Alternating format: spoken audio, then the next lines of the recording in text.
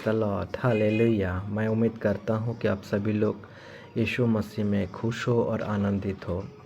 आइए आज हम लोग एक वचन की ओर अपना ध्यान लगाएंगे, जो है इब्रानियों का 12 का 1 में पाई जाती है। देखिए यहाँ पे लिखा है कि इस कारण जबकि गवाहों का ऐसा बड़ा बादल जो हमें घेरे हुए है, तो आओ हर एक रोकने वाली वस्तु और उलझाने वाले पापों को दूर करके और दौड़ जिसमें हमें दौड़ना है, धीरज से दौड़े। कि प्रभु यीशु को अपने जीवन में उद्धारकर्ता करके मानने के बाद हमें हमेशा पाप से लड़ना पड़ता है, और उस पाप के कारण बहुत लोग वो दौड़ को पूरा नहीं कर पाते हैं और वो परमेश्वर से दूर हो जाते हैं। इसलिए देखिए प्रभु का वचन यहाँ पे हमें उत्साहित करने के लिए आज इस समय में कहते हैं कि हर एक रोकने वाली वस्तु और उलझाने वाले पाप को दूर करके हमें वो दौड़ को पूरा करना है। क्योंकि जब यीशु मसीह को आप अपने उद्धारकर्ता करके स्वीकार करते हो, तब से क्या होता है, पाप आपको छोड़ता नहीं है, हमेशा परमेश्वर के विरोध में रहता है। जो शैतान आपको पाप में गिराना चाहता है, और उस शैतान के कारण, उस अंधकार की शक्ति के कारण लोग अपने दौड़ को पूरा नहीं कर पाते।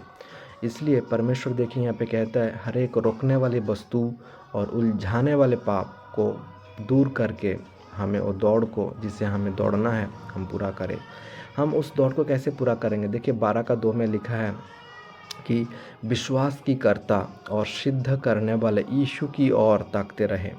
जब आपकी विश्वास प्रभु यीशु मसीह पर होंगे और जो आपको सिद्ध करने वाला प्रभु यीशु है, उसकी ओर अगर आपका ध्यान है, तो आप उस दौड़ को पूरा कर पाएंगे। इसलिए देखिए यहाँ पे लिखा है, विश्वास की कर्ता और सिद्ध करने वाले यीशु की ओर ताकते रहे, जिसने उस आनंद के लिए जो उसके आगे धरा था, लज्जा की कुछ चिंता ना करके क्रूस का दुख सहा और परमेश्वर के सिंहासन की दाहिनी ओर बैठ गया।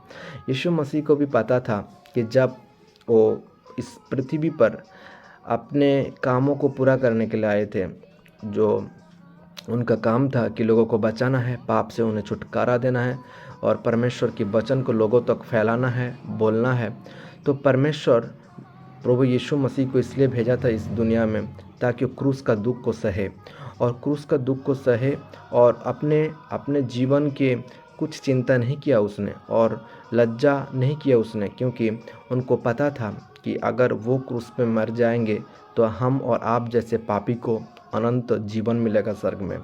इसलिए परमेश्वर ने देखिए यहाँ पे लिखा है कि उस आनंद के लिए जो उसके आगे धरा था, देखिए 12 का 2 में लिखा है इब्रानियों, लज्जा की कुछ चिंता ना करके क्रूस का दुख सहा और परमेश्वर के सिंहासन की ओर दाहिनी ओर, सिंहासन की दाहिनी ओर जा बैठा।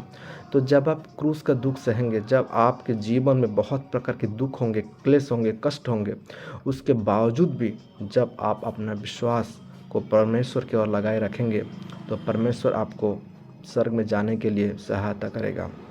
इसलिए देखिए 12 का 3 में लिखा है, इसलिए उस पर ध्यान करो जिसने अपने विरोध में पापियों का इतना विरोध सह लिया कि तुम निराश होकर साहस न छोड़ दो। देखिए 12 का 3 में जो लिखे इब्रानियों, इसलिए उस पर ध्यान करो। आपका ध्यान किसके ऊपर होना चाहिए? परमेश्वर की ओर। अगर आपका ध्यान परमेश्वर की ओर है, तो वो आपको सहायता करेगा, वो आपको मदद करेगा, और वो आपको सारे जीवन में जितने भी क्लेश, दुख, क्लेश, कष्ट क्यों ना आए, चाहे आप कितने भी समस्याओं से होकर क्यों ना गुजर रहे हो, परमेश्वर आपको सहायता करेगा। और अगर आपका ध्यान किसके ऊपर है? परमेश्वर की ओर है।